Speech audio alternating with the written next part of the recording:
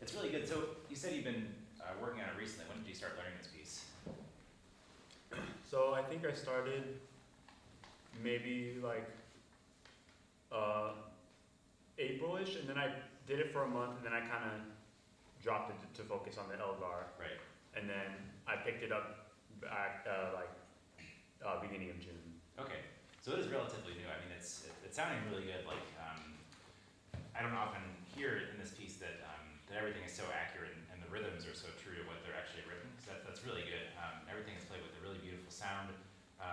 Left hand technique is really good, really solid in general. So you've already done a lot of really good work on it.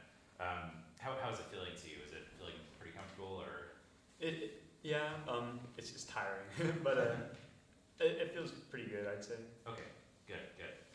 Yeah, I think this is a good piece to work on, especially after Elgar. You know, there's both romantic pieces, of course, but there's a lot of places in Elgar that are very introspective and very melancholic, and I think this piece has a lot more kind of outward flair and is very extroverted, even in the quieter moments. And I think my general sense was that now that it's at a technical level that's really solid, we can explore more of that and just trying to find more of that soloistic kind of diva flair to it. You know, finding places to do fun shifts that are really audible. I mean, your shifting is so clean, like especially getting up to the F. I barely heard it, which is awesome. But you know, if you wanted to make that a more dramatic gesture, places like that, I personally would appreciate hearing the shift a little bit more to make it a little more vocal. Finding differences in vibrato, and then I think also kind of going hand in hand with that is kind of a sense that you're playing more for a bigger space. I know we're in a smaller room as concert halls go. I don't know if you can really call this a concert hall. It's a nice room, but is playing for a bigger space something that you've really thought a lot about? I know when you're playing Elgar, obviously it's a big hall. Like, did you think about, you know, playing with a different sound? I think I was just trying to project. But I'm not sure if I got too like deep with like the specific sounds. I was just like, I want to make sure I'm heard. Yeah. I think, I mean, obviously you do have a really big and beautiful sound. Maybe it might be more of a gestural thing that I feel like watching you play. I kind of wish that sometimes it seems a little trivial, but I think it actually helps, is to make sure that you're looking not always like down or below the exit sign, but try to find a place up there where you can look, not the ceiling, that looks a little funny, but like maybe even looking at the exit sign. And that looks a little more soloistic, and then also that has, that also influences your posture as well. You kind of open up a bit more, and your shoulders, and you're kind of projecting your gestures this way. Sometimes when I was watching you, I feel like your motions were confined to a smaller space, like almost like you put a really big bubble around you. Like even when you let go of a last note, like the note you ended on, for instance, you kind of send that off in this way. I think that is really fitting for a piece like this, especially. And this is something that I've been told a lot by teachers, that I kind of keep everything confined within here, and especially because you and I are both taller people, you have more of that to your exposure. I don't know how to word that, but more of that's available to you that'll help a solo piece like this. So we'll get to more of that later. There were a couple technical things I wanted to go over. In the beginning, there were a couple times where I heard a little bit of intonation. It wasn't general intonation, but I think it was, it's really important when you're playing a passage and you have repeat notes, not necessarily two of the same notes next to each other, but if you come back to the same note multiple times, make sure that it is the same as the last time you played it. Like, for some reason I was writing that the note G sharp was a little bit different, and that's somewhat noticeable. Can we just go right on your entrance? We don't need the piano part right before, but let's just start from the pickup and the cello part that you can play when you come in.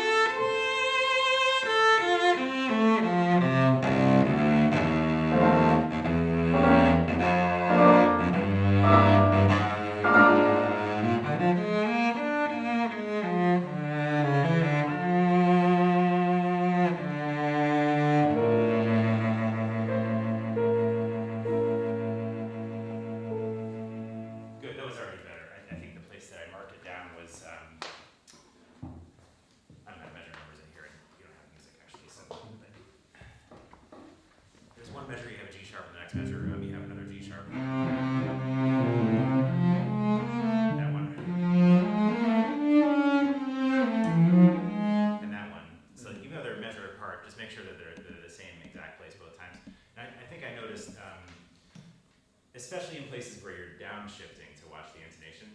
It wasn't just in the beginning, there are a couple places later on that I noticed that maybe when you downshift to a note, make sure that you're not sharp when you land on the note. And then I think I noticed that a little bit with B flats in your first couple of entrances. Maybe you downshifted to one. That one to make sure you're not too high on that. Try from the beginning again. I feel like that, maybe it's just subjective, but that B flat sounds a little sharp to me.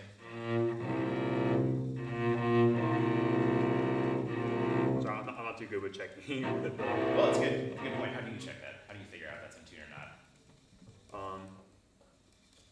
I kind of just listen, and I'm like, okay, I think that sounds in tune. Yeah. Do you ever practice with a tuner? Sometimes. Do you do like the drone, or do you do more with the tuner that kind of tells you if you're sharp or flat? The times I've done it is with the drone. Yeah. I think that's good. Although it's a little tricky for this spot. These are kind of some chromatic passages in here. It's a little tricky for the drone, but drone work is good. I like that you checked it with your C string actually, because I think it's, if you try to find notes with the lower of the open strings, for instance, if you found it with your open D, then it ends up a little on the higher side. And then if you try with the open C, it ends up a little lower. And I think if we aim for tuning with the strings that are lower, we get a little bit more low resonance out of the cello. This is a bit of a tangent, and apologies, I'm talking too much already, but are you familiar with, if you play like your, like the A on the G string, for instance, and you tune it with the D string,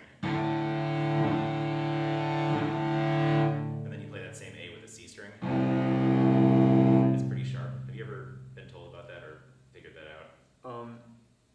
Actually, I don't think I have.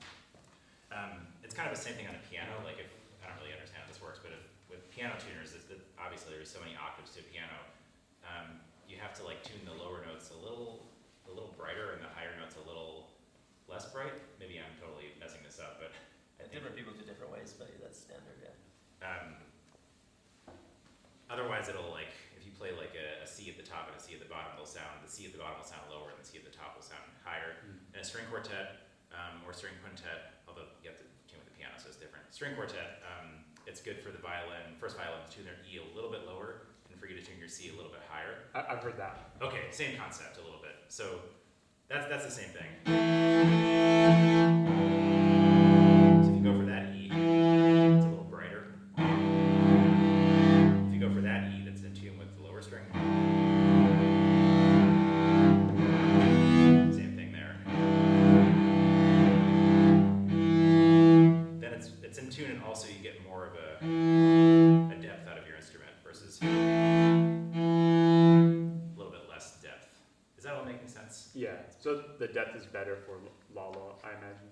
Yeah, and I think for most pieces, unless you're like, if you're playing a string quartet piece in A major and there's a bunch of violin, A and E strings, then it's good to be a little brighter with everything. But whenever you can, try to tune to your lower strings. You get more depth out of it. It's a very complicated issue that's different in different circumstances. But in this case, yeah, try to aim lower for things in general. Okay. Try the beginning again.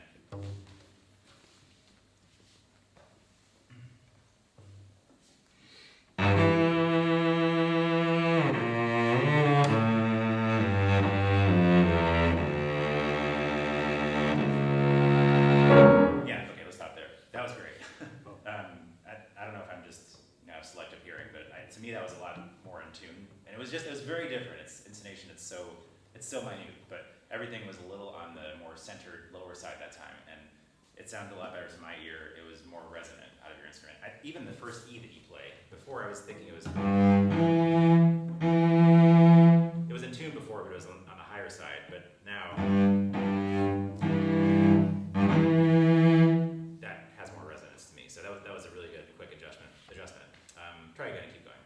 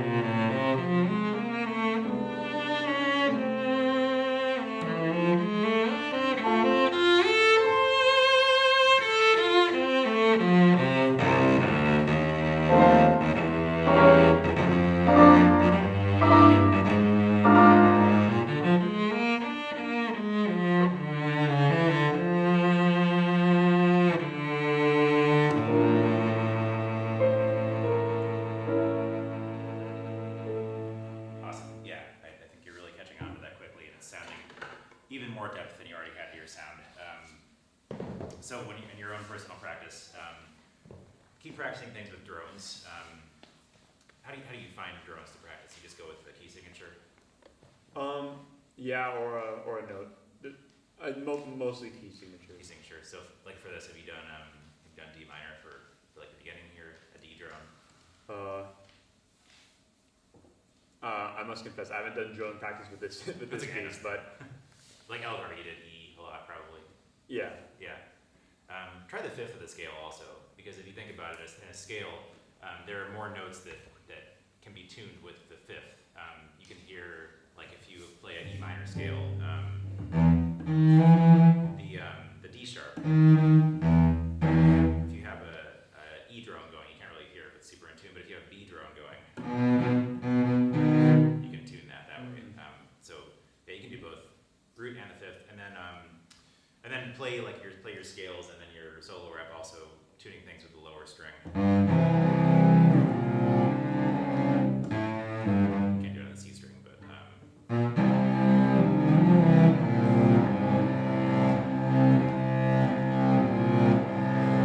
that's the kind of practice I would do on this. Okay, so that's the general thing about intonation. I noticed you looking maybe at the exit sign. Yeah. How did that go? Did that feel different, or is that something you've done before? It felt more open, like you're talking about. Yeah. Do you like to wash your hands when you play, or what do you usually look at? I kind of look at just like this area. Yeah. Sometimes I practice with the mirror, and then I'm usually looking at my left hand through the mirror. Right, so right. That's more up, but I've been told a lot. I look down like all the time, which is not super good. A lot of people do. Or you look at your music, or I mean, we're all looking at our phone all the time anyway, so we're all used to that. But it's good. It's good practice, and I think it did open your posture up a little bit. Just be aware that that's kind of opening up this, and just feel what that brings you. Yeah, let's go. Just one musical thing about the beginning. Something that's nice to do with, it works in a lot of music, and I think especially with this piece, is if you have similar gestures that are repeated, that you practice them back to back, or I had a teacher that called it practicing like with like. So you take your first three entrances, and then the second one, and the third one, and see how can you make those three different or evolving. I mean, just the simple answer would be to grow them as they go along so that they sound different in context. Maybe the last one, like just those first couple notes, you can lengthen the 16th note, or you can hold the B longer.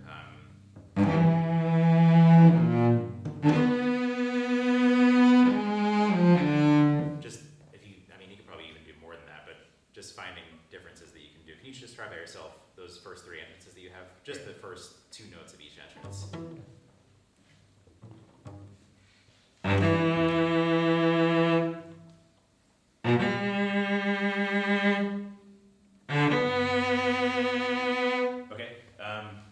There's another option, which is you can make the 16th even shorter and snappier to the beat. That kind of will give it a certain kind of flair. Try that with, maybe try the first one, a really snappy 16th note, and by the time you get to the last one, it's a more bum bum, a little bit more square.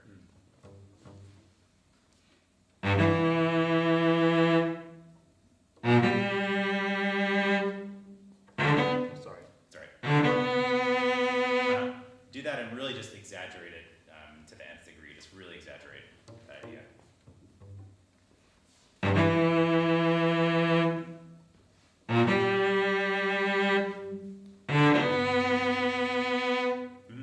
I kind of like it. What do you think of it?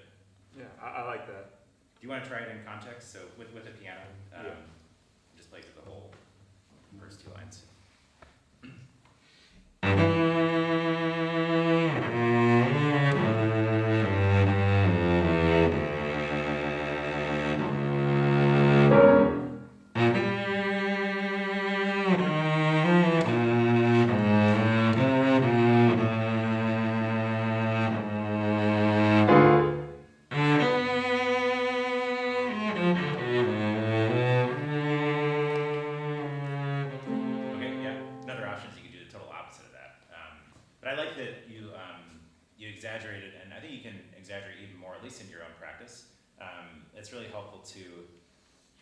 practicing things like dynamics and gestures, try to find the point at which it's too much. Like try to do 110%. That way you know what it feels like going over that threshold, because I find that a lot of times in performance especially, we tend to do like 80% of a commitment to a gesture. But if you practice doing it to where it feels like a little bit silly, then you know what it feels like to get past that point, if that makes sense. Yeah. And then like, to make it feel organic, if you were to do a longer pickup at the end there, then, you know, it's always nice to feel like every gesture you do, every little timing you take has a equal and opposite reaction on either side of it. So maybe before that, take a little time coming off the piano chord, and then hold it longer.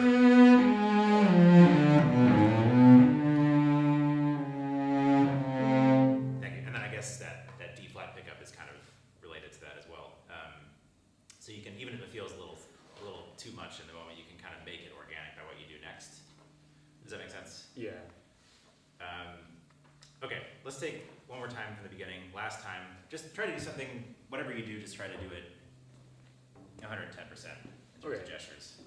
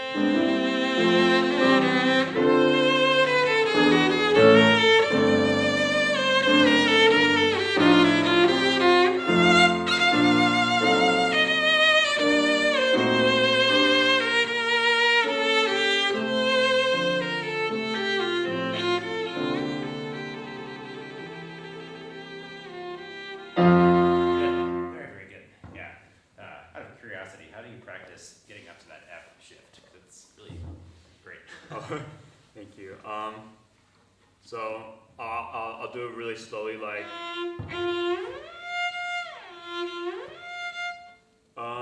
Some other techniques I've tried is starting from like different notes, like E. Sorry. Or like G sharp, or like starting from the F and then going to the notes around it, like. Yeah. Yeah. Like that. Oh, interesting. And then just running it lots of times. Yeah. I never tried starting from a different note, like a E or a G. That's interesting. Yeah, I might steal that from you. But I have done getting to the notes around it. I find getting to the half step directly below a note is pretty helpful. I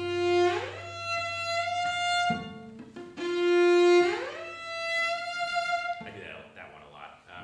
If I think shifting is generally good, but if you do have shifts that trouble you, which we all do, if you practice being on the note, just leave your hand there for like 10 seconds. Because a lot of times when we practice shifting, we just kind of go to and from the note, but we don't spend a lot of time actually sitting on the note. So if you just do that, just stay there for a while, that always helps me a little bit. Thinking, of course, about what note your thumb is covering, for it would be C, for F, or your first finger's on D. Yeah, all that stuff. Yeah. That helps me a lot too. Anyway, that was really good, and all of this sounds really good. I wanted to ask you a little bit about vibrato. Vibrato is generally very good, but just in the interest of finding different things, where do you feel like your vibrato is generated from? Do you do it more from forearm, wrist, fingers, or? Like that kind of, like this kind of rotation from the forearm, I suppose. Yeah. Yeah. Good. And that's a good. Obviously, it's a good base to do when you're playing cello. There are times though, especially I find having longer arms and bigger hands, that can get a little tiring. So you might want to practice doing some vibrato more with the wrist and fingers. I was thinking, like at the beginning of this, like to get a little bit more zing on this note, a little faster, more electric vibrato. Like if you're using your forearm entirely for that, then that can get a little bit tiring and a little bit like sometimes it ends up being too wide. So I like to practice vibrato with your elbow tucked down to your side like a T-Rex kind of, so that you're forced to do it with the wrist and fingers. Obviously you wouldn't play like that in performance, but it just has that kind of feeling, and then when you reach those moments you can tuck the elbow down a little bit, and then when you want to widen the vibrato, bring the elbow up a little bit more. That's actually the first thing I do when I pick up the cello every day is practice vibrato, both with my arm down at my side and then up here, because my vibrato doesn't stay, and the only times I've been injured is when I try to vibrate not warmed up. That always gets me. So yeah, I think for places with you want more electricity with vibrato, even the beginning, like I thought it could have a little bit more zing to it.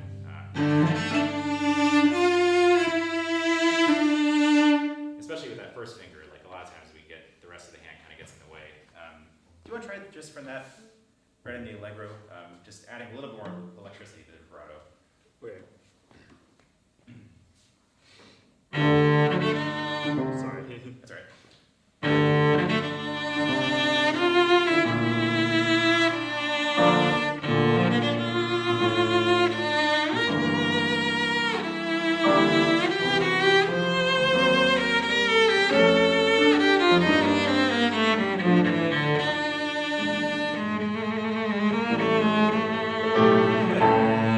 That's already better, I think. Something I've found that I think helps me a little bit with, especially on first finger. It's just an awkward finger a little bit, especially when you have bigger hands. Is to kind of think that your hand is angled back a little bit this way, so not to feel like your hand is so square on the cello, but you're kind of. Does that make sense? Kind of. Yeah. It's an exaggeration, but I've noticed that when I watch videos of Yo-Yo Ma play, that he has this kind of angle with his hand, and I think it helps with vibrato angle. And then also the nice thing is that if you hit a note out of tune, you can just kind of slide into it. Versus if you hit a note from above, you can't slide down to it. So it's a little bit of a fail-safe. you can explore it with all your fingers, actually. Just play by yourself. And think about having just a little bit more angled back this way.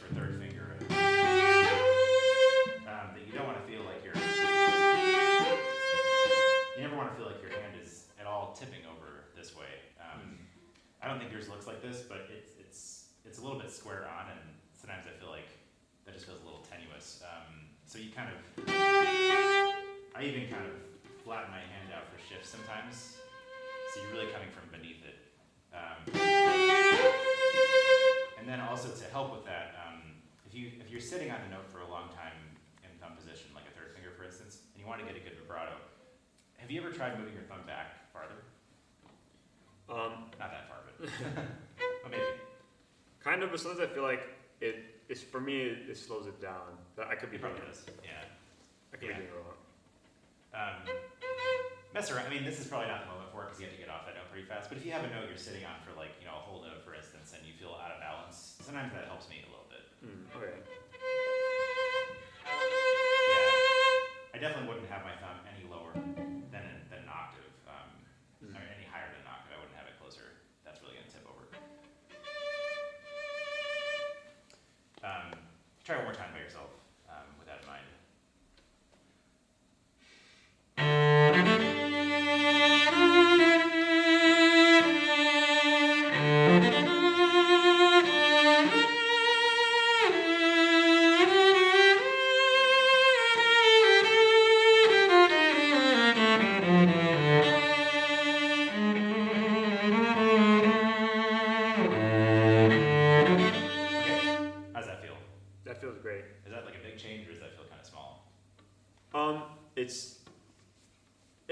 It's small but mighty. Yeah, it works for me. Just think about it as you're doing everything, really. I like that balance for my hand a lot better. I feel like there's some places with fourth finger vibrato where I noticed that too. So if you're sitting on a fourth finger vibrato, try to think about that too. Personally, I used to have a lot of trouble with my fourth finger tipping over this way and kind of thinking more of that angle helps me with that. Good, with the piano and going on a bit. As you play, sorry, I'll let you play in a second, but even when you're playing softer, like the more soft, intimate lyrical sections, try to think about looking up and then not necessarily playing louder, but conveying your emotion that you're going for to someone that's sitting in the back of a very big hall. Okay.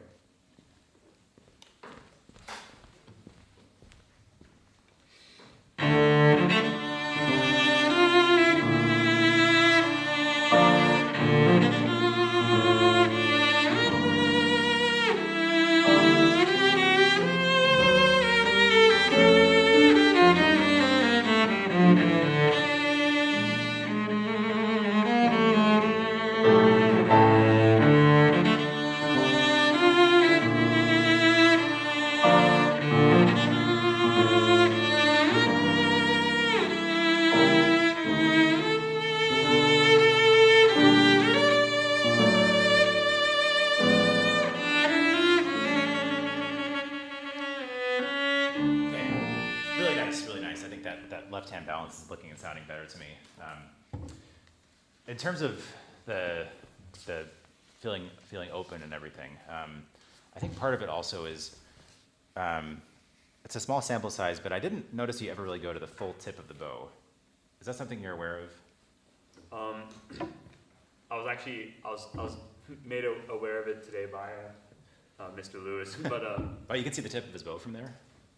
I was watching. Oh, you're watching. I was gonna be really impressed. You can like see through his cello. Yeah, so that's the first time you've been aware of it. Well, it could be a recent habit then, but I feel like maybe it's more specifically for this piece because I didn't really feel that way for Elgar, but yeah. I'm not sure. Right. Yeah, that kind of goes along with that feeling of like, I mean, even when you're not ending a passage, it's nice to feel like you have everything. I mean, and I'm talking about like right here, it's not even like 3/4, it's like 7/8, but it does make a difference. Like I was saying before that it feels a little bit like there's a big bubble over you that it's not going out of, which is a kind of a weird analogy, but it's a better way to put this. I feel like sometimes I practice scales and I try to do what I call like a big banana bow.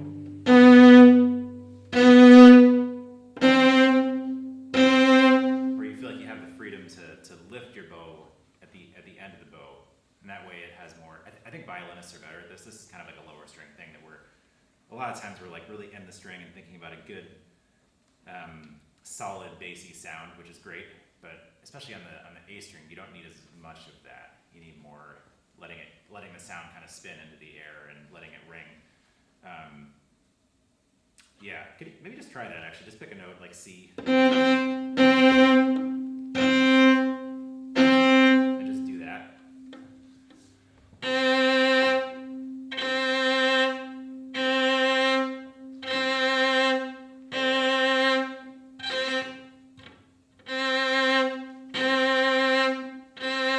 So the down bow is good, but the up bow is what's tricky, right? Yeah. You have to be able to kind of control that motion. I think it's something you can work on a little bit. Yeah, it's kind of like, it's a bit of an illusion because I'm not really like going from way up there. I'm like slowly approaching the string and then like as you practice it slowly, maybe you set your bow at the tip and then go. Yeah. That's the idea. And then try to do with the down bows again.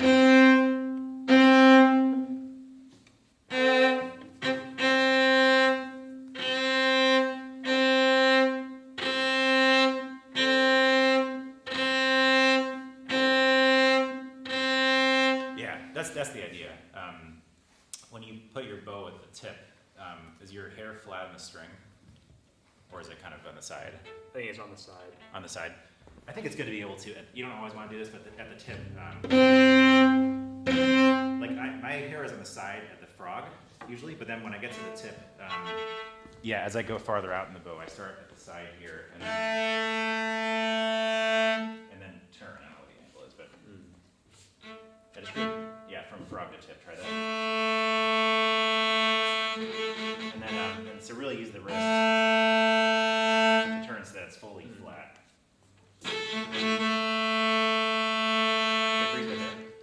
If you were to come around to look from this angle at your bow, so actually bring your head around here, but don't move your arm and look. You move your arm a little bit, that's okay. So it's a little on the crooked side, just a little bit. As you draw your bow on an A string, you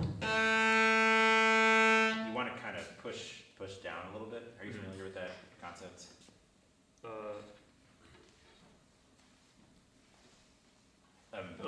little maybe? Push down is in, maybe push down is the wrong thing, kind of open up, like on the C string, to do a straight bow. I feel like I'm going this way, almost like behind my back.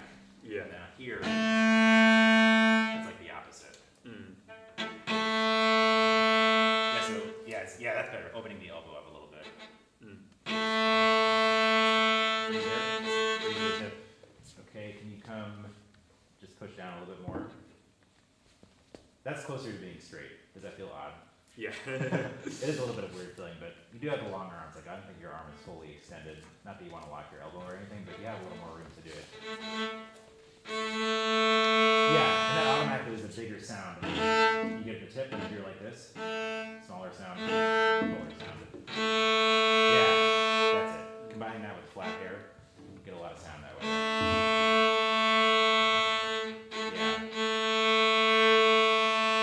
Yeah, like the rhythm you just kind of play with, like the Dvorak Concerto. It's very useful for that type of thing. So do that scale thing again. Play the C and just go down bow, up bow. Yeah,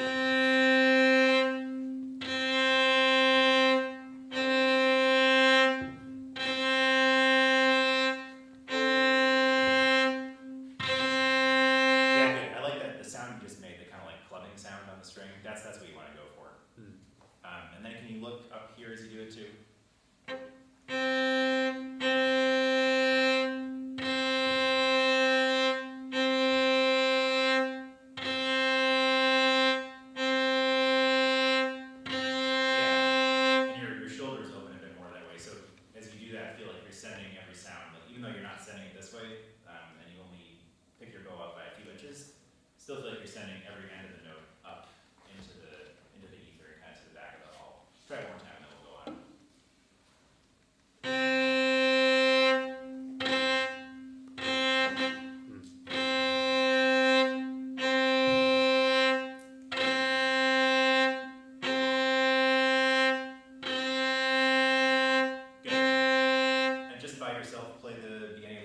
just with that feeling, you obviously don't need to pick and go up all the time, but that feeling of releasing, yeah. Oh, sorry.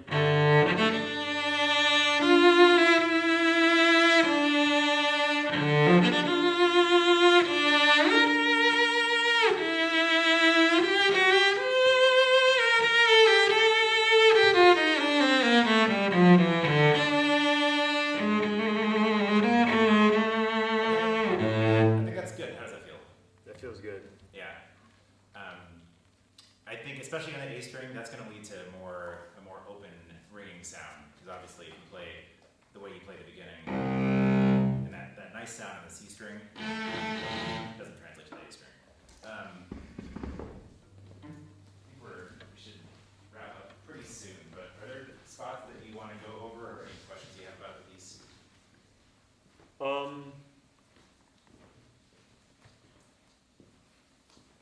I was curious about a certain rhythm where, Yeah. at the those are 30-second notes. Oh. I think, or at least in my edition they are, but I was kind of feel like that's kind of like impossible. Or like it wouldn't sound good because I feel like everyone kind of just plays it like. Yeah. Can you help me find it? Yeah. I'm already on page There. Oh, it is. Okay. I see. Yeah, that's a good question. So people just play it as 16th notes usually? Yeah, I feel like that. I mean, I guess they don't have to be strictly 30-second notes, but maybe it's again for a bit of flair. Yeah, that is pretty short, isn't it? So that's what you're used to hearing more Yeah. or less.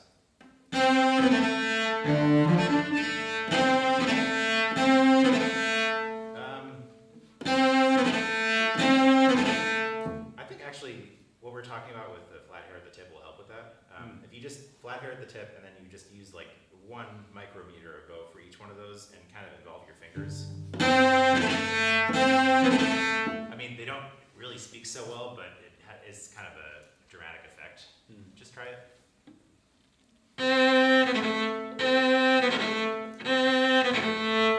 It sounds pretty good. How short can you make them?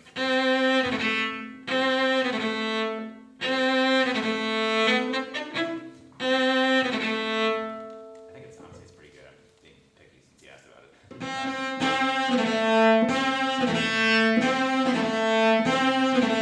You know, honestly, stuff like this, if you have flat hair, it's easier at the very tip of the bow.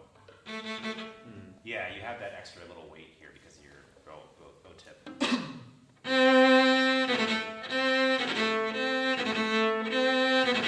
Yeah. That was good. That was good. Yeah, as long as when you get to the tip, you're fully pronated with the finger and you have that kind of ability to dig in with the. Yeah, one more time.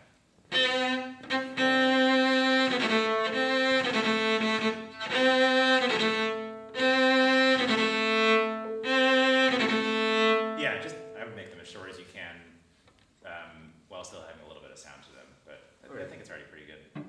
Any other questions about it? No, I think I'm okay. Okay, maybe we actually have a little bit more time than I thought. I'm going to go over one of these more lyrical passages.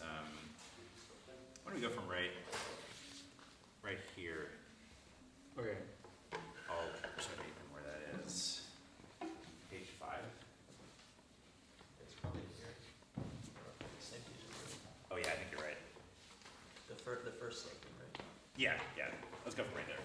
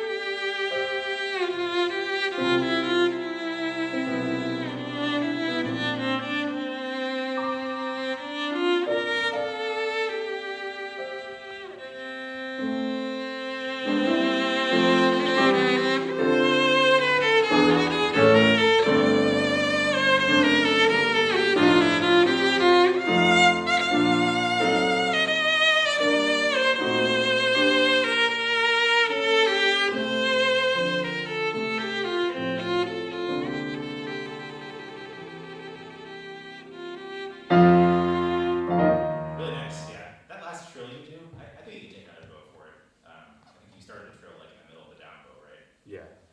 Yeah, you know, especially concerto, I think more bow is not usually the wrong answer. And you'd end the like that. Yeah, if it's comfortable enough. Okay. It's a good point. Or you can reverse the bow before that's here. But something it seems a little cramped. And for trills, you need more bow. Like it's not good to get cramped in the bow while you're doing a trill. Yeah.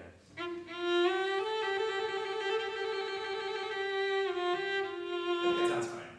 Good skill to be able to end a phrase on an up bow anyway. Yeah. Or an innuendo on an up bow. Okay, question for you. This whole section just did. How much?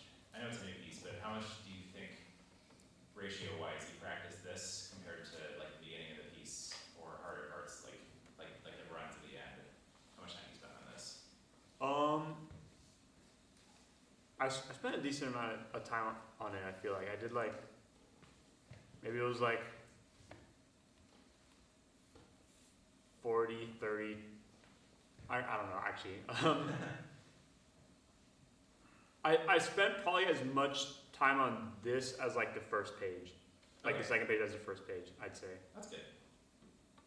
More than most people would, I think. I think that our tendency is to see a section like this and not, you know, take it a little bit for granted. But I think, especially as cello players, because we're not, you know, if you're a violinist, a little more virtuosity and flair is expected of you in general. But I think when people think of cello, they tend to think of beautiful melodies like this, and the swan and things like that. So it's a really important part of our arsenal. So I think whatever time you're spending on just simple lyrical melodies, it's never enough. You should always be trying to make it even better and better. And it's already good, but just trying to find, you know, more consistency of sound, smoothness of sound, legato, differences in vibrato, a longer line. I think an exercise I like to do with a passage like this is something that it helps to make sure that the phrase is always phrasing somewhere, so that the sound is never stagnant. That you take it and you play subdivisions in the bow. How would I do it here?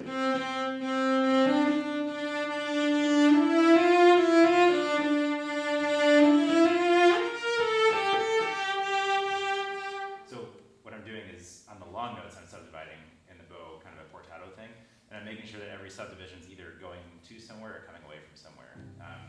And that way the sound is never stagnant on those notes. So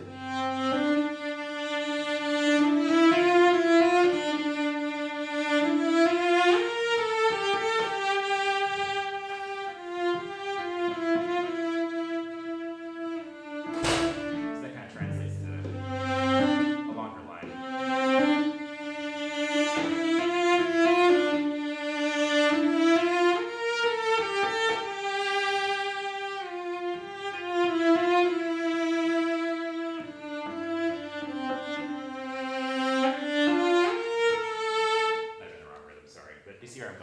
Yeah. Yeah, that kind of helps to make melodies like this more special. You want to try that actually? Sure. Just double check. Are we doing on time?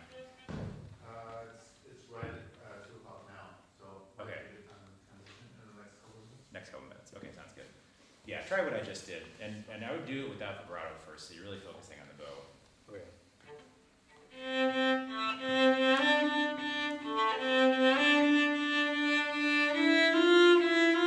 I forgot my bow. It's okay, don't worry about the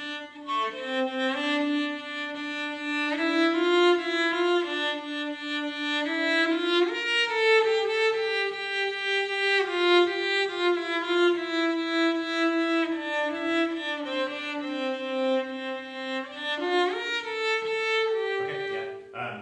That's the idea. I think just for now, like we talked about before, you can really exaggerate this phrase.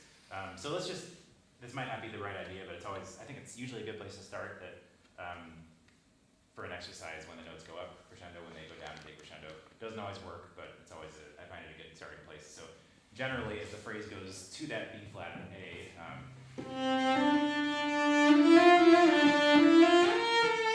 that's your high point, and then you're coming down from that. So every long note before that, phrase crescendo, and every long note after it, decrescendo.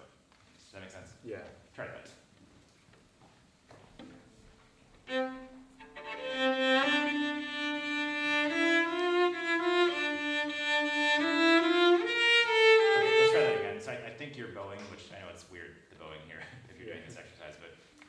try to be uninfluenced by your bowing. If you're on a, like, it's really important to be able to crescendo through a down bow and decrescendo through an up bow. So yeah, just if you're on a long note on a down bow, crescendo through it. Okay.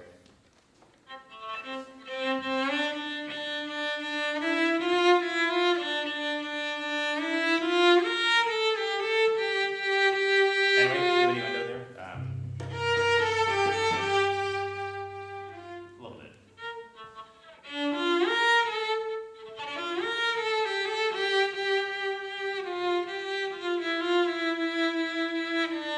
Yeah, you caught yourself, yeah. Good. Yeah, that's the idea. Okay, so now try without vibrato with your bowing.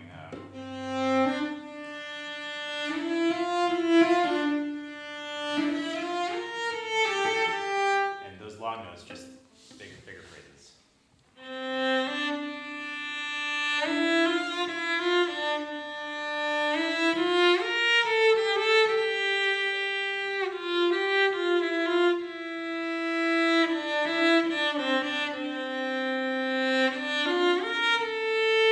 Okay, that's coming along, I think.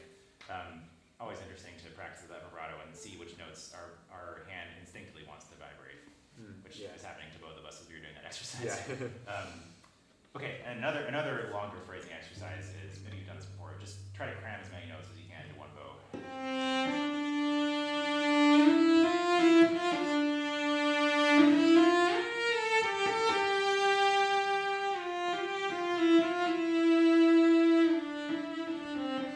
And if you can do that and keep the sound spinning and ringing and make the phrase still organic no matter where you are in the bow, then that'll make it much easier when you do your actual bowing. So try that. No vibrato, a lot of notes in one bow.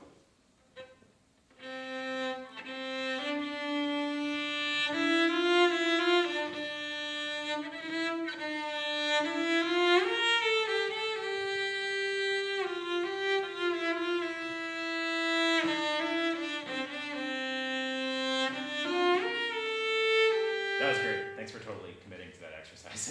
That's not easy to do, but you really went to the total frog, total tip, and total frog of the bow, which is awesome. So now when you do your normal bowing, just go back to that bowing.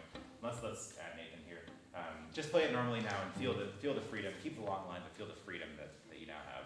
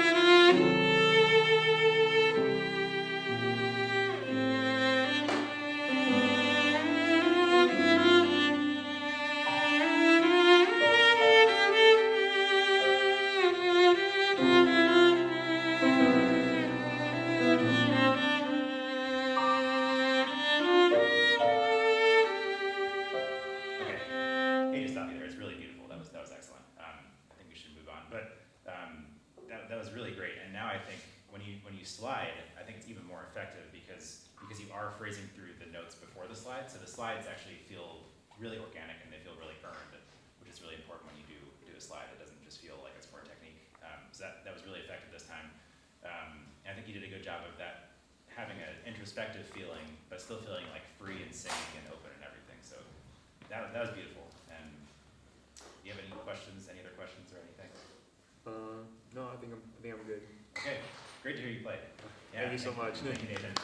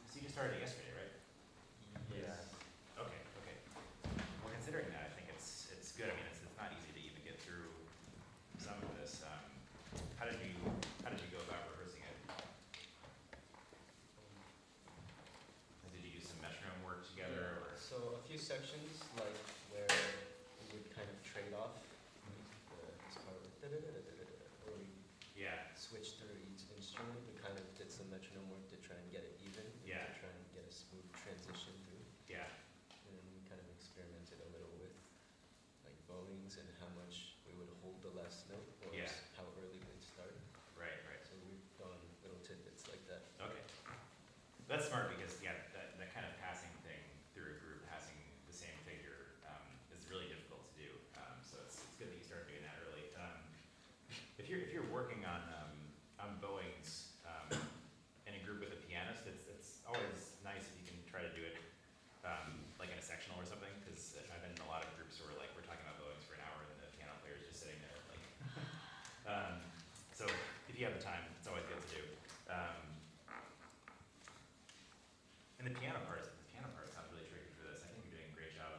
I was wondering in general if all these 16th note triplets, you could just try to play a little more on the backside of the beat, and they're fast notes, but not think about them so fast. Does it feel like it's going really fast there for you, or do you feel like it's pretty manageable? Yeah, I mean, it feels fast, but I think mostly it's like getting the changes. That part's more tricky. I see what you mean. Like the changes of sections, or within those Like triplets? within the measure, there's like usually like 3 notes that like 3 sections that repeat, and then there's a different one. So like Yeah, catching that changes I see. is what is a little bit more difficult. Okay. I mean, I'm not a pianist. I'm terrible at piano, in fact. But I'm wondering if it might help to feel like you're doing it not a lot slower, but a slow enough feeling to where you feel like each one of the beginnings of each set of 3 notes has a little bit of a start to it. Like I could hear ba-da-da-da-da-da-da-da-da. Almost like you could have like a slow enough to where you could actually sing it. Da-da-da-da-da-da-da. Maybe thinking about that might help a little bit.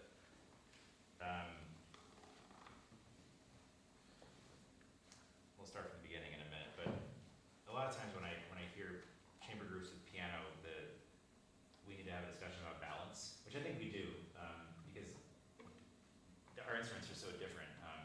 Just by the nature of them, a note on the piano starts from the beginning and then decays unless you're holding the pedal. And as string players, our tendency is often to do the opposite. A lot of string players tend to start notes softer and then kind of swell into it. So I think the most successful chamber groups with piano that I've heard are able to kind of, in my opinion, the ones that are most successful are the ones that are able to bridge that gap. So if the pianist can play, it's harder on piano, but to play with a smoothness and not as percussive unless the music calls for it. And then for the strings to be aware that you should start each note with a little bit more sound, almost like if you can play notes that start like a bell, so where the beginning is the loudest point, and then you decay from there, or if you need to sustain, of course, but just try not to sneak into things. For instance, when the strings start playing the theme here, I was sitting rather close, and I couldn't really hear the beginning of your first note. The piano is decaying, the sound of the piano is decaying away, and I heard ba-da-da-da-da-da-da. But if you can really start ba-da-da-da, I think that's a little more effective. It's interesting here though, because the way he writes it, it is so different. The piano comes in with these big chords, and then your first entrance is a pianissimo unison. So I think he actually does want that. He wants that dichotomy of sound a little bit. But just, yeah, a lot of places I think we need to be just playing more and starting notes with a more solid sound. Okay. Let's actually not start at the beginning right now.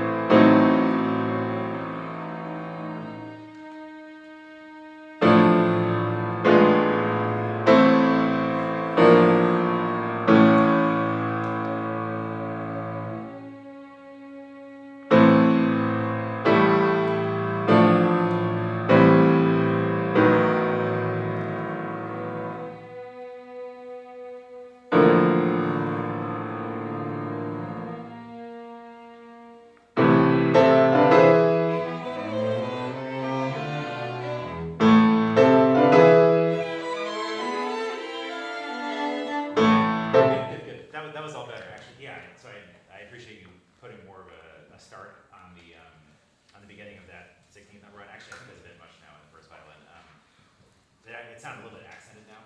Good to practice it that way, but if you just kind of just start with a more solid sound on that note. I think that's enough. In the strings, how did you find the intonation of all these notes at the beginning? Did you really practice tuning them together? Not much. Didn't practice the section so much. I mean, it's simple, but it's We hard. practice more on communication than the tuning part, but Okay. we'll work on that. It's already pretty good, but just a suggestion is if you tune it from the bottom up, so find the cello note. So Oooju, can you play your first note? And then, so we really make sure that's good. I mean, it sounds good, but just to be really, really sure, either in your own time, play it with a drone, or in rehearsal, like play it with, try your open G string. Actually, what am I talking about? Can you play a D sharp on the piano? We have our answer. Good. And then add one voice at a time, so viola.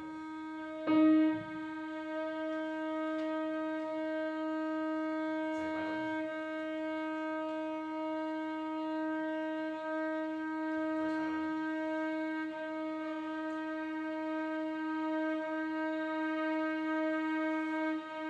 Good. And then, so if you're already playing, make sure that your sound doesn't waver at all. And that both goes for the left hand, of course, you're not moving it.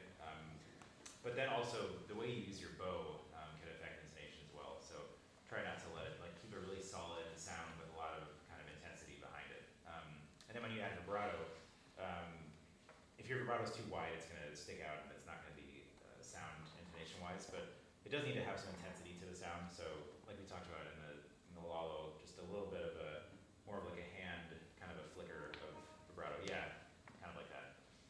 Anyway, you'll work on that in your own time. Let's go from the beginning and play a little bit more.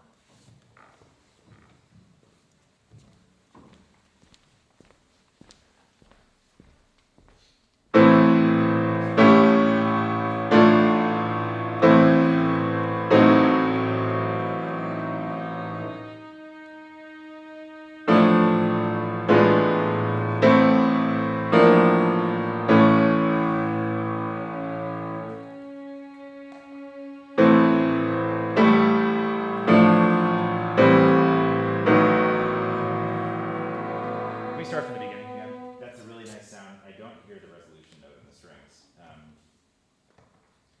That's tricky because the piano comes in forte. Yeah, can you write pencil in on the resolution note, like, yeah, I think that's a piano, honestly. When you go to the D natural and then to the C natural. And then can you all try just a little bit to, when you change to that note, just give it a little bit of start with the bow. Don't change the bow, but just a little bit of something so that we can hear that note. So mezzo piano and just a little bit of an attack. From the beginning yet?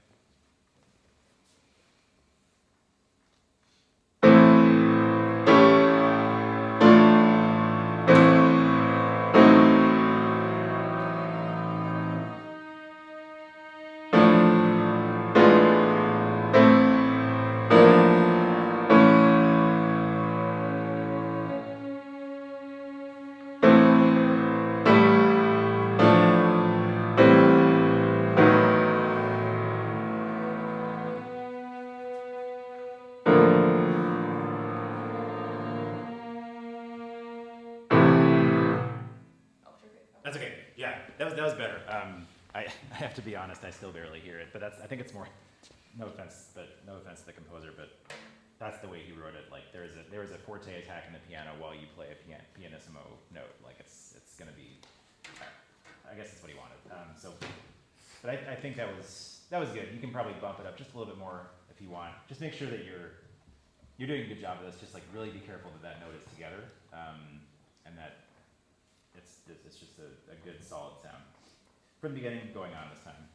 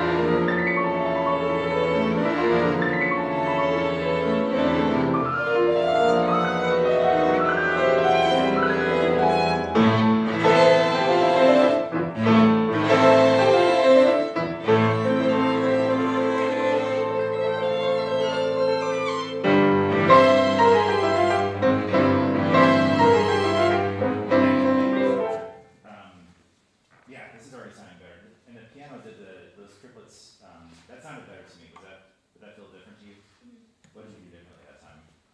I think I gave more of an accent, like in the first beat, so we're a little bit more together. Yeah, the first beat especially, and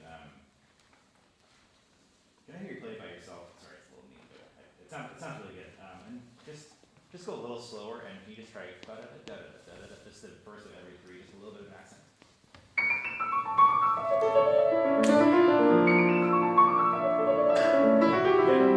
I like the way that sounds. Is that, honest question, it's not a leading question, but is that doable up to tempo? Yeah, I think to accent the downbeats, yeah. Okay, can you try that? Just a little bit under tempo.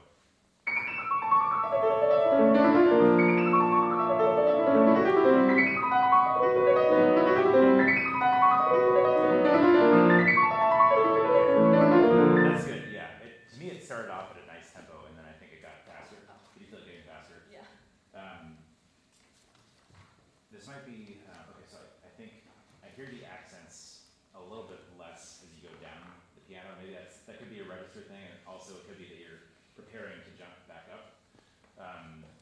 But if there's any way to have a little bit more accents at the bottom range, yeah.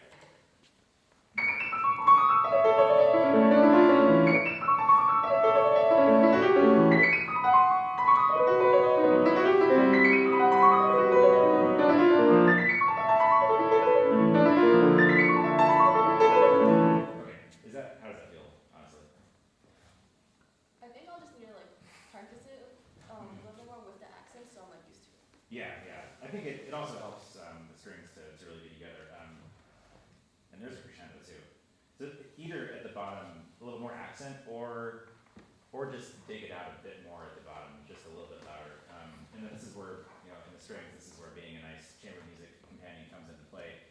She has a big jump at the beginning of each bar, so just wait for her, and even if you can see her hands, I know you can't, just you can help the rest of the group to know when she's ready to jump back up. So 1, 2, 3, 4, 1, 2, just a little bit of that. And there's a sforzando, so that beat can feel just a little bit expanded, and then also she has time to jump back up. All right, this is the last thing I'm going to say about these resolution notes, but I think I know what it is. In the measure 3, or 3, 4, and 5, that D natural and then the C natural there needs to be a longer note. A full quarter note, and then I think it'll be more audible. Maybe just write like a line over those resolution notes. Generally, the beginning is sounding much better now. Let's go from that first entrance when the strings have the 16th violin. Bum, bum, ba-dum. Does everyone know where that is? When we get to the triplet section in the piano, let's just go like a hair slower and see if that helps.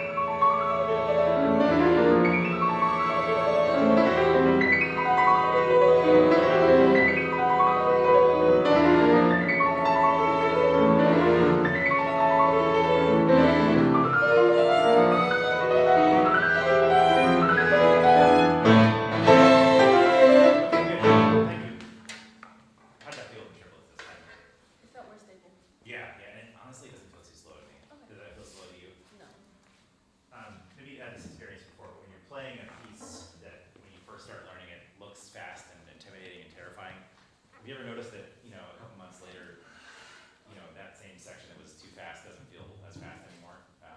I've had the experience of sometimes I, think something's really fast, and then I listen to a recording of myself playing it months later, and I realize I'm actually above tempo. So when you practice something, just know that if you practice it well, that phenomenon will happen, and actually be aware of that. Like when you get something up to tempo, a lot of times we end up, the adrenaline of performance and everything, we end up playing it too fast in performance. So I usually like to pick a tempo. For instance, if I'm going accordion equals 120, and then in performance I aim for 110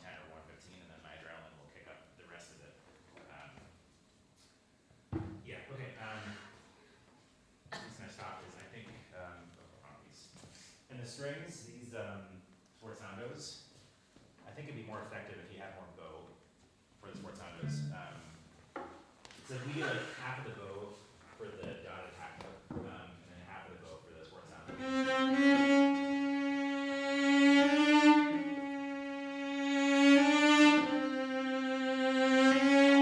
So dotted half sforzando or forte note. Just a really, there's not really an attack on that note, but more like an expansion into that last noted bar. Let's go right there for the piano of the triplets.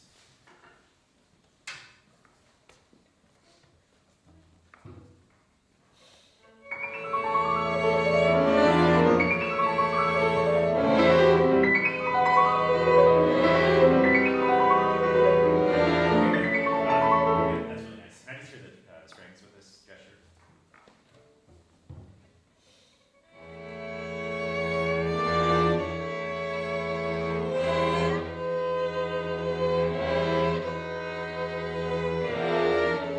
Okay, that's getting there. On your own time, make sure you're tuning this section with Oooju because he has just an E the whole time. E, right? Yeah. And then, so just make sure you're really in tune with him. So when you're trying to save bow, it's a good rule of thumb, especially on an up bow, to try not to cross the halfway point of the bow, because as soon until you need to use all of it. So, for instance, it sounds like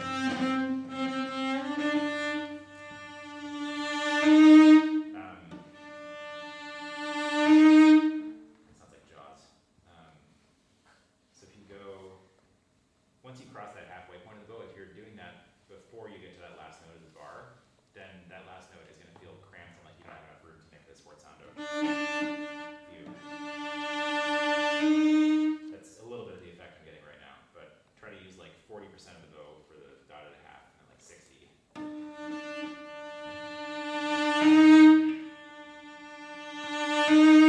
If you can do that on an up bow especially, stay in the upper half of the bow as long as you can. If you can even do 30-70, that's even better. Just the strings again.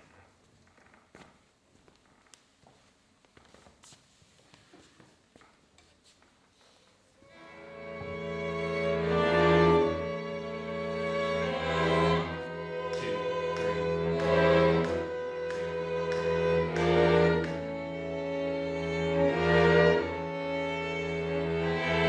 okay, yeah. So this is coming a little early now, but that's the right idea, bow distribution wise. And more crescendo. Just the crescendo you make is a really like 2, 3. Think of it like the first 3 notes are like a volcano bubbling up at the tip of your bow, and then the volcano explodes at the end. So it's like a really pressurized crescendo at the tip or wherever you are in the bow. One more time. And the live piano after this. So 2, 3, 4.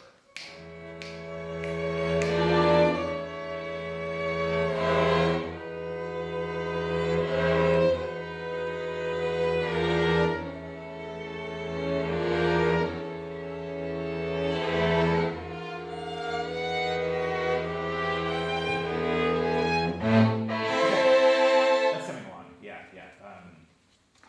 Forgot what I was gonna say, but that was better. That's more unified, and I think that the end of the bar is more effective that way. And I liked at the end you cued those fourth beats. I think that's probably good to do throughout this whole section.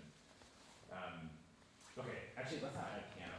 Thanks for your patience. Can we go back to when the strings first enter with your piano entrance, measure 15 is it? Yes. Yeah. In terms of the blend of strings, I feel like I could use more of the inner voices, especially when playing with the piano, because of the balance issues. Like, my rule as a cellist is anytime I cross to anything below the A string, I need to play more, because those lower sounds really get lost under piano, which is not your fault. It's just, modern grand pianos it's a big instrument. So, yeah. I think the cello balance is good right now, but I can use more of the inner voices. Think of it like a sandwich with a really nice hearty middle, like peanut butter and jelly, or whatever you like. We need more filling, I think. So measure 15. With or without? Without piano. Thanks.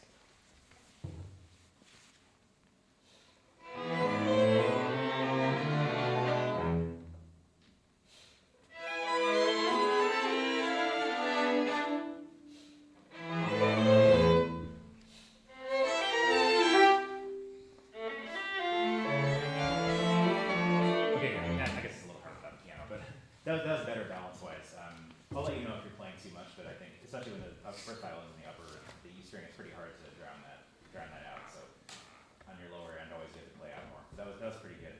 Are you all starting all these up bow? I'm starting with that. Yeah. I'm wondering if you want to do two bows actually. So you're trying to do up bow here and then up bow here, so all the way up bow. And then same in the viola and cello. All these gestures up bow. I'm doing, I see. and then here I'm starting down for this auto. Okay, I guess it's a little different, but I see. So for the first gesture, maybe let's try in the upper strings, starting up bow and then ending on a down bow. Maybe I'm doing what I said not to do. I'm talking about the bows and the pianist is in the room. Sorry. Yeah, so maybe on the last two notes of measure 16, change your bow there. Just the strings again, a lot of piano.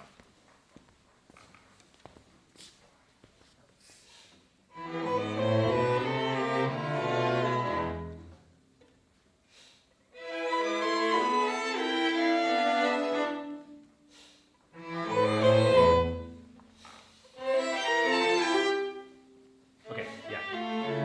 Good.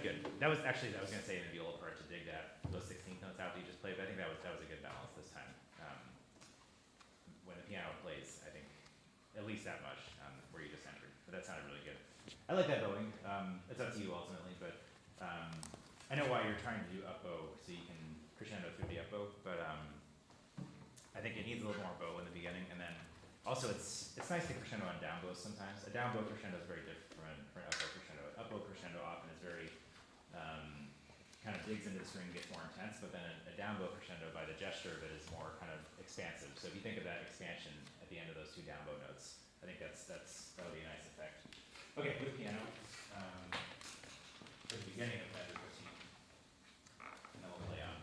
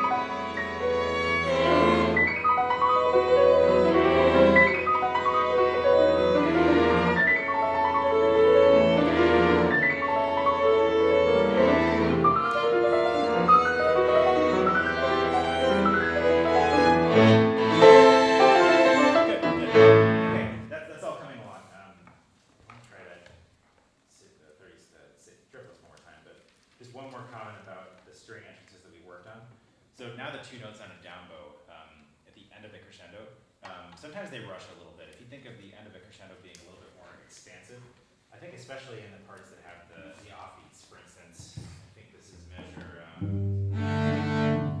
or even just measure 15, the cello part.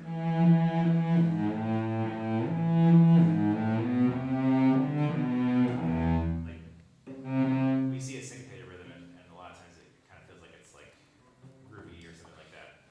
But I think in this case, think expansive.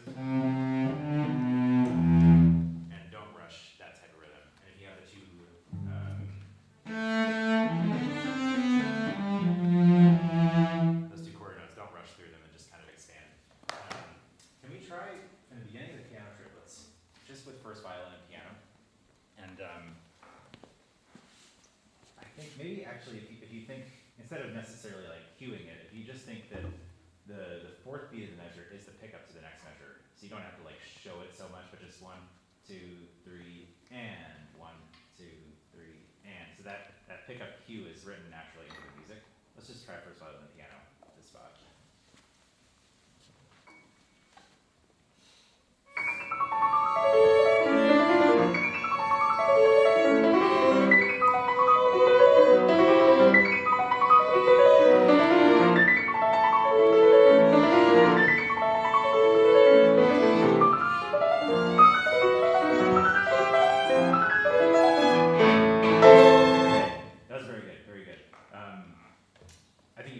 But you did beat her to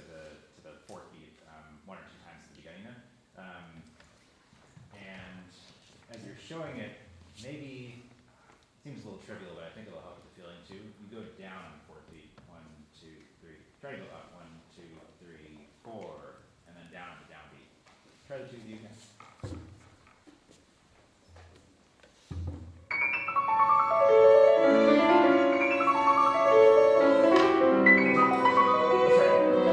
One more time. Yeah, it's different to go up, but try to save your go a lot more.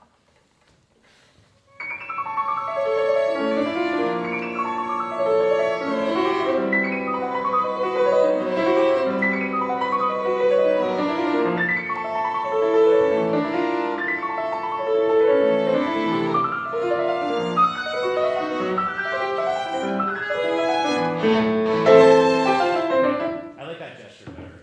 You're still, I'm being picky about this, but it'll help the rest of your group. Still beating her to that 4th beat just ever so slightly. Can you see her out of the corner of your eye at least? You might even want to see this a little bit. I think she's the first violinist because you don't want to be pointing toward the audience too, but whatever place you can see both the pianists, and I feel like when you need, you can turn out to the audience. But yeah, just be mindful of how tricky that is for her at the bottom and then the jump she has to make. Let's do everyone in the same spot and really match gestures. Let's keep going.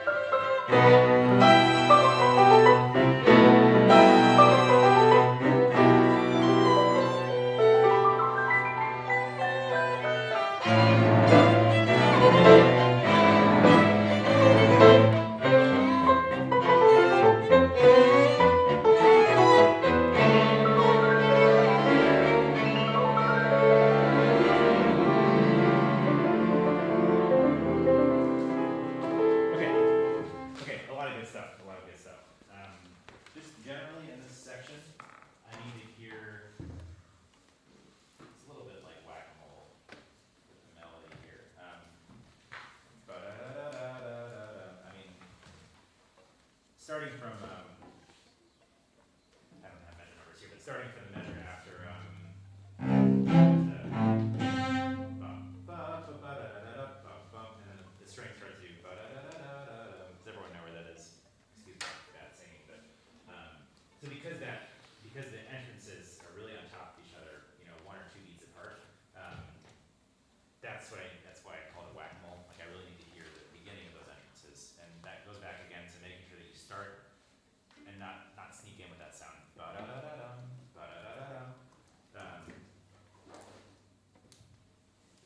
This is probably not going to work, but can we try? Try from the 3rd measure of that section. So does everyone see where you have the chords? You know what that is? The A minor chord? Yeah. So the 3rd measure of that section, and only play if you have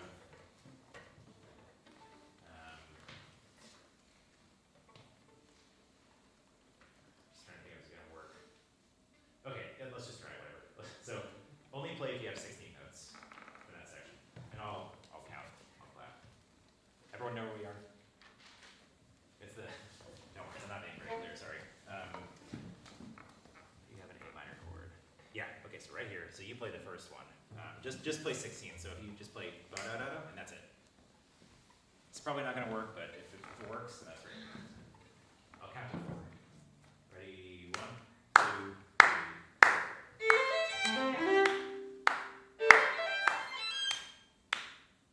And the piano too. Yours is different, I know, but okay, one more time. And really, sorry. Measure 33. Yeah. Yeah. So let's try again. Ready? 1, 2, 3, 4.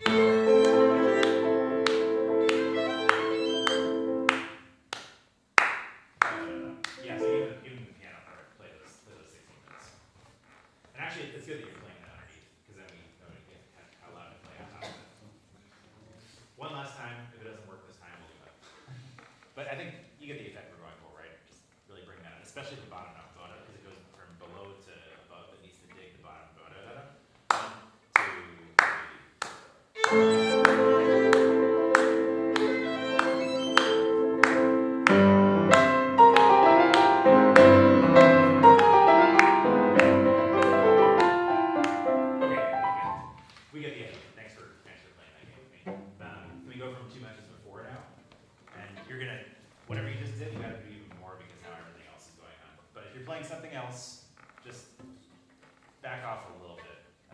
Keep the same energy, but back off a little bit, 'cause that's what we need to hear. Okay, from the minor chords.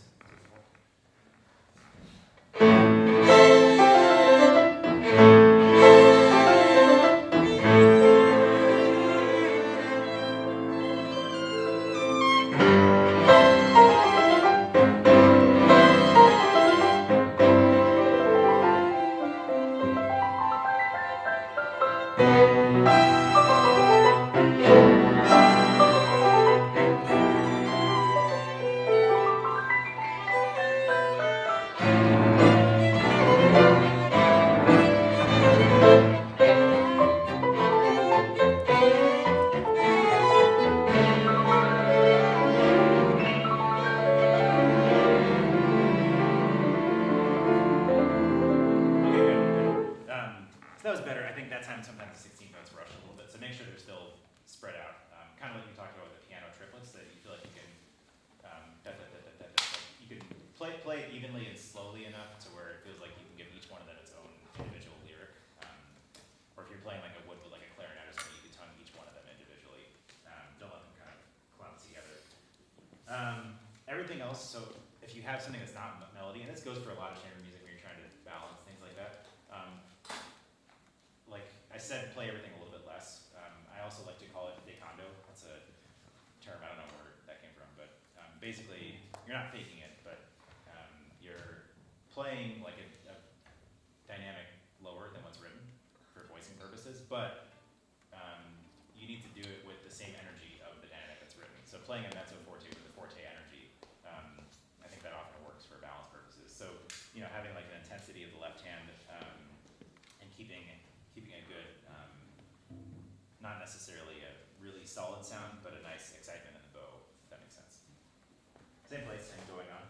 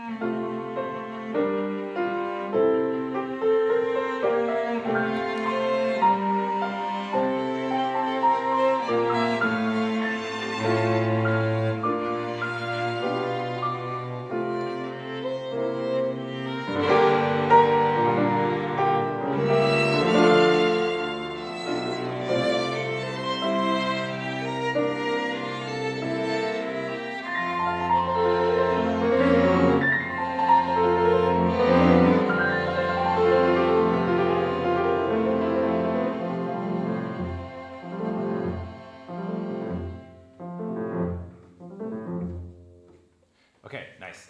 Where we just got to, the viola, can you play your open C string? Just hold it like a fermata. And then usually play your F. Keep going with the C string just as a fermata. Play the bow. Yeah.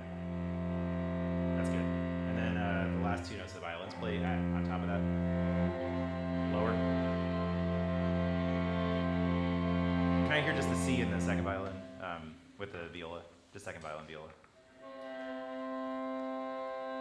And then first violin all together. Just play your A in the first violin with the C. A little lower. Yeah, that's just so you're aware when there's a lower string, especially viola, everyone needs to aim a little lower. The C's were a little high and the A was a little high too. That's what I was talking about like an hour ago. Yeah. Yeah. So, and it's always also good to tune our C's just a little higher than you think, just for that reason. There's a lot of good stuff in that section that we just did. Big section, I know. So it's when you get to the dolce section, I think our tempo naturally slowed down a little bit, which I think works here. It's a lot less energetic than the first theme. And that also gives, in the piano, some more room to not feel like you have to rush through those triplets that come around. So just be aware of that. You can kind of relax a little bit more in this section. But as you learn more of the piece, I'm guessing that at some point after measure 88, you're going to have to pick the tempo up a little bit again. So just plan out where you do that. There's one small thing. Back at where we started with the A minor chords, what does that measure, 35? Where did we start before? 31. In the second violin part, when you come in with your 16th, it sounds really good and they sound very spread out now, but the last few times we did it, it entered a little bit early.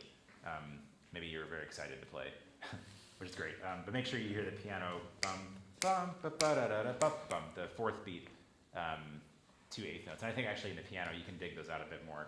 And every time you have that figure, bum, ba, ba, da, da, da, da, dum, those last two notes I thought could be just a little more pronounced and a little bit louder. Are there any, we're almost out of time here, are there any spots or any questions you have about this?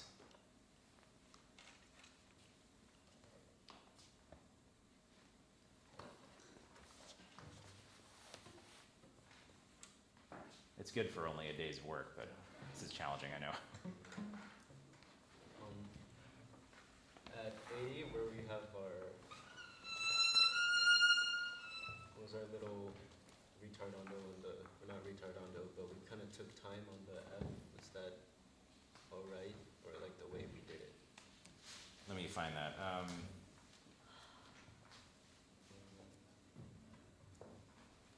It didn't strike me as being, I thought it was okay. I mean, you are kind of winding the section down a little bit.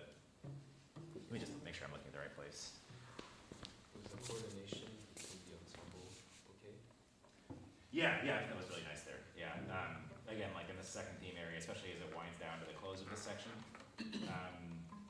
it's okay to let the tempo relax a little bit, as long as you pick it up a little bit later. There's a lot of second violin, first violin unison stuff here, so make sure that you're really tuning that, and I think the balance is good. You could play just a little bit more. That's usually always the case. Yeah, when you're playing in quartet, it's tricky. Like, and I mentioned that the inner voices play a little bit more, and that's both because of your register and also the fact that you're technically like behind the cello and first violin. So you always need to, like, especially second violin. A lot of times in quartet and quintet writing like this, it's like you play the same thing as the first violin but lower. So you always need to play like 20% more than you think. Anyway, the timing I thought was good. Any other questions? Okay, thank you very much. Good work. Did you want to have a little time for Q&A? It's not quite. Yeah, absolutely. Did anyone come up with any questions for Mr. Hagerty? So I was just curious. I've heard a lot of people say like chamber music is good for orchestral. Like doing chamber music is good and like will help your orchestral playing. I was curious if you had like an opinion on that or like your personal experiences with that kind of like idea. Yeah, doing chamber music is good for everything, really. I mean, a lot of the things you worked out, like voicing and things you guys are doing, like passing parts and trying to match, all that stuff is really good experience. And when you do play an orchestra, the best orchestras I played in feel like one big chamber group. Yes, there is a conductor, but if you can really be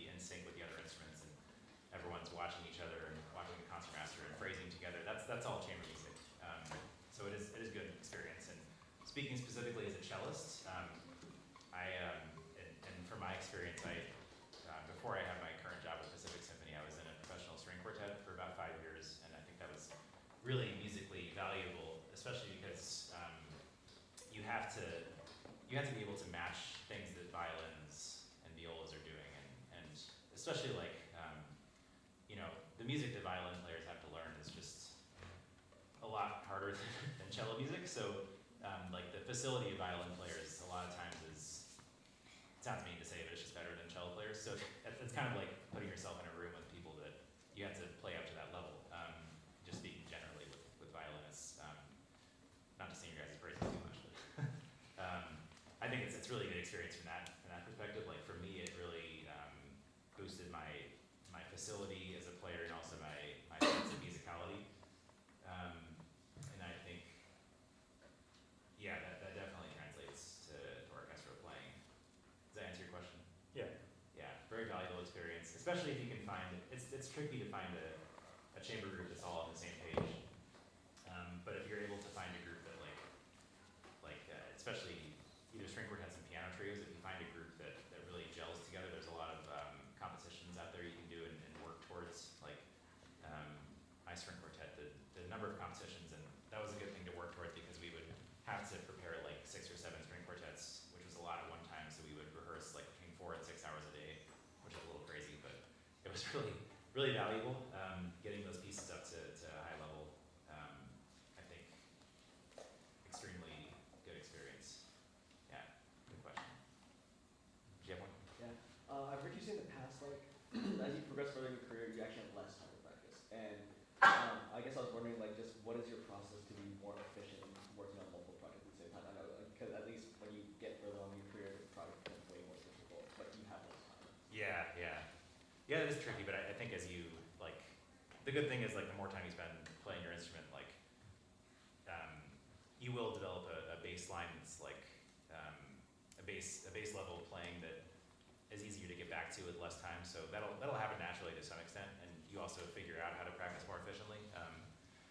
But it is tricky. I mean, even that being said, like you do have to put in the time.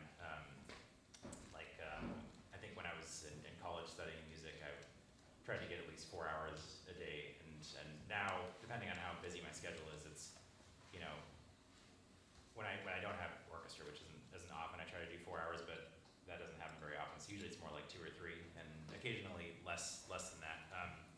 So like going into the practice room with a plan, knowing what you want to accomplish for that day, doing small chunks, but doing them a lot of times, like talking about 2 or 4 notes that give you the most problems, and just doing that like as many times as you can. And then I think actually like knowing, at least for me, like knowing how my brain works when I practice and knowing when I'm most focused. A teacher told me once, and then I found this to really be true, that your brain tends to lose focus at the exact moment that you're going to practice the hardest passage, because that passage will give you stress. So if you're about to approach a difficult shift in your practice, what I found is that my brain then automatically starts saying, "What's for dinner?" or "Oh, I forgot to answer that email from earlier," which is interesting that it does that. So just knowing that those are the moments you really have to lock in and focus. And then if you practice that shift like 10 or 20 times in a row, like that to me has helped with my efficiency of practicing a lot. Yeah, it's tricky. It is a hard thing to balance, but if you can be a really efficient practicer, that's the most valuable thing, especially because this is probably a generalization, but I think people are tending to lose focus these days because of how much time we're spending online and on our phones, myself very much included. So if you can do that, if you can practice more efficiently than other people, then I think that gives you a leg up for sure. Yeah, good question. Do we have time for any more?